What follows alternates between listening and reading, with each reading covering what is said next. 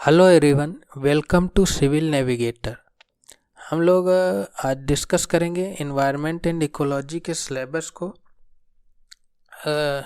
को डिस्कस करने के पहले हम लोग देख लेते हैं कि प्रीवियस ईयर्स में कितना पोर्शन एक एनवायरनमेंट एंड इकोलॉजी से पूछा जाता रहा है। तो अगर हम देखें कि 2017-18 से लेकर के 22 तक कई सारे क्वेश्चन पूछे गए हैं। जैसे 18 में 23 क्वेश्चन तक पूछ लिए गए हैं, 16 क्वेश्चन। तो एक एवरेज 12 से 13 क्वेश्चन पूछे जाते ही हैं एनवायरनमेंट एंड इकोलॉजी से।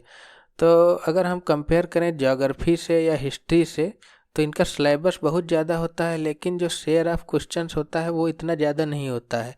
तो एनवायरनमेंट एंड इकोलॉजी में हम कम सिलेबस को पढ़ करके ज़्यादा नंबर ऑफ़ क्वेश्चन अटेम्प्ट कर पाएंगे। तो हम लोग आने वाली क्लासेज में इसके संपूर्ण सिलेबस को कवर करेंगे, जिससे हम लोग maximum number of question attempt कर पाएँ। इससे चलिए देखते हैं कि क्या सिलेबस दिया रहता है।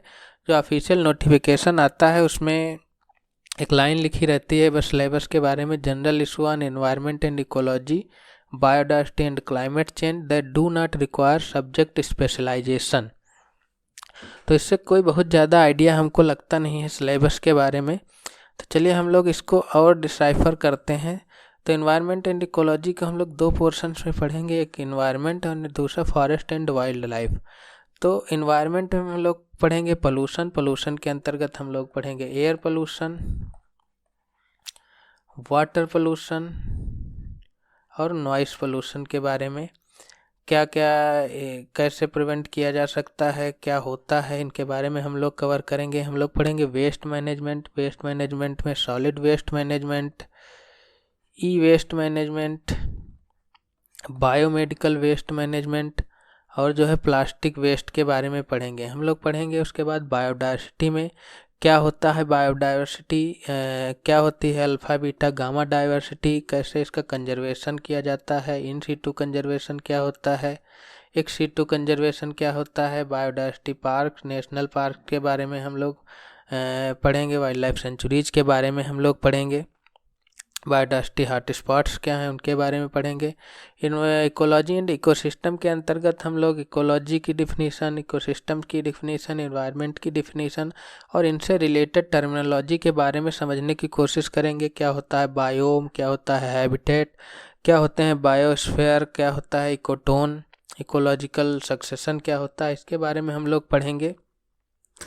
क्लाइमेट चेंज में हम लोग समझने की कोशिश करेंगे कि क्या होता है, स्टॉकहोम कॉन्फ्रेंस हुई, क्या हुआ अर्थ समिट में, क्या है क्योटो प्रोटोकॉल, UNFCCC क्या है, इनके बारे में हम लोग समझने की कोशिश करेंगे।